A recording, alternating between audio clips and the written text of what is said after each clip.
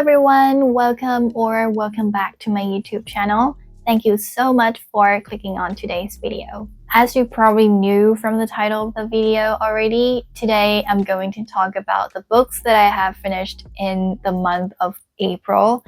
And there were actually 5 books that I finished in April, but 3 of them were in English, and today I'm going to talk about those 3 English books. And without further ado, let's jump right into it. So the very first book that I'm going to talk about was actually the book that I mentioned before in my March wrap-up, because I started reading this book at the end of March.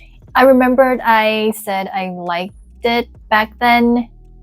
Unfortunately, after I finished the book, I had a change of mind. And that book is Hatchet by Gary Paulsen. And a little refreshment about what happened in the book.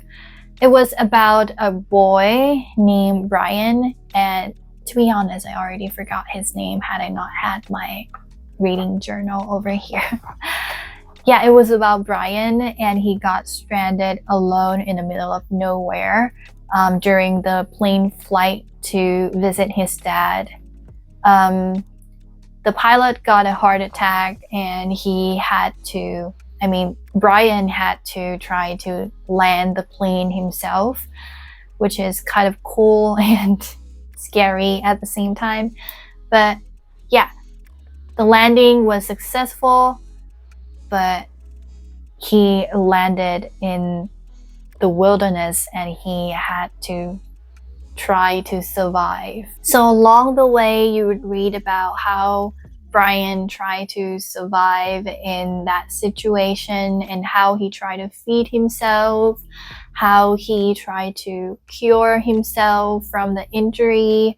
And I have to say that at the very beginning, it was very interesting to me, and there were some scenes that I wouldn't have known had I not read the book. For example, like the symptoms of the person who have a heart attack, or how to fly a plane. Of course, it was not in detail, but there was something mentioned about those topics, which is pretty interesting to me and pretty new to me. However, when the survival phase actually kicked in, it was pretty boring.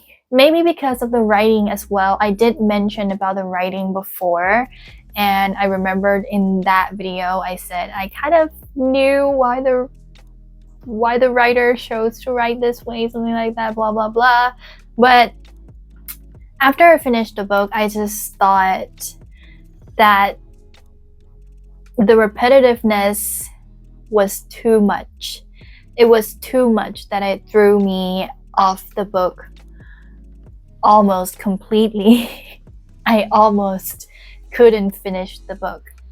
And another thing that threw me off the book as well was when I started reading it, I kind of have this ending at the back of my mind, which is very, very simple ending. And I was like, maybe this book is going to give me more than that. Maybe it's not going to end that way. However, it didn't give me anything more than what I was expected. That's why I ended up giving this book 3 stars.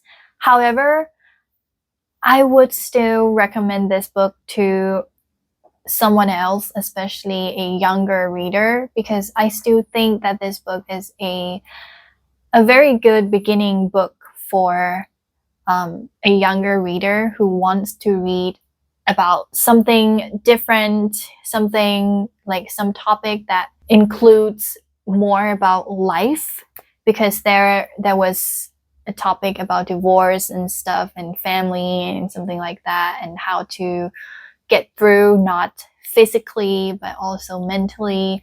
So I would still recommend this book to other people, but I would kind of warn them about the writing and stuff. But if they are okay with it, or if they want to give it a try anyway, so I would be happy.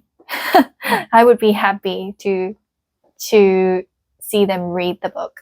The next book that I'm going to talk about is the book that I borrowed from my workplace. Again, actually, the first book was the book that I borrowed from the workplace as well. And this book is not available in Thailand, unfortunately. So if you want to read it, if you are interested in it, you probably have to order abroad, or you probably have to read it in your Kindle. And that book is Spell Sweeper by Edward Lee Fodi. Another children literature, because I work with children and I just like children literature. This book is a little more special because I had the opportunity to join the workshop from the author, and I got really inspired by his story or how he become the author that he is now. So I really wanted to read this book, and I gave it a try.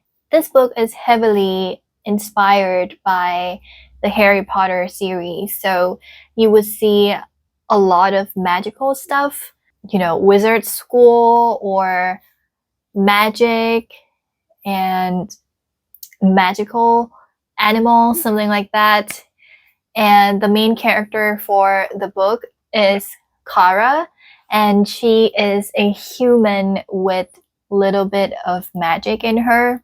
So she got enrolled into the wizard school called Dragon Song, and her magic is so little that she can't really cast any major spell. So she got transferred into this department called Mob, and the real name for Mob is Magical Occurrence Purger, like the cleaning crew for wizard.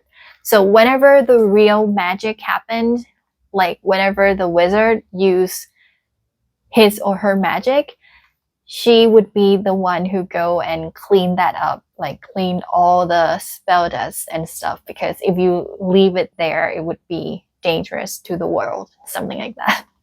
So yeah, along the way you would see how Kara really like hard on herself. Like she thinks that she is a wizard fail. Even though she has magic in her, it's not that impressive because she is the wizard janitor.